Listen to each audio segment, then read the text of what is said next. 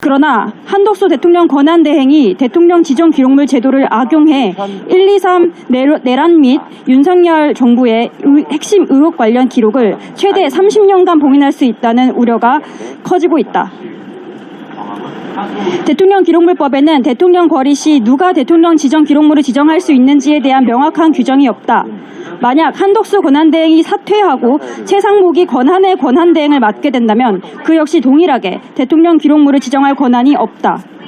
대통령 지정 기록물 제도는 국정의 투명성과 책임성을 보장하기 위한 것이지 범죄 증거 은폐의 수단이 되어서는 안 된다.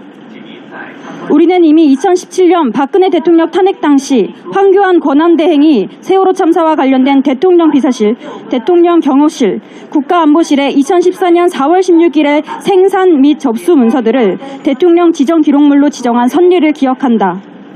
이러한 조치로 인해 세월호 참사의 완전한 진상규명은 사실상 불가능해졌고 피해 가족들의 진실을 향한 투쟁은 11년이라는 긴 시간 동안 계속되어야 했다.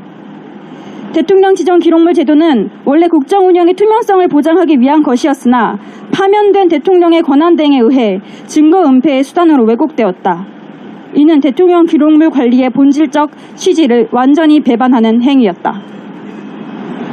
내란 관련 기록만이 문제가 아니다. 12구 이태원 참사, 최상병 수사 외압, 대통령실 채용 특혜, 명태균 게이트 등 윤석열 정부 시기 발생한 다양한 의혹에 대한 진상 규명도 기록 봉인으로 인해 불가능해질 수 있다.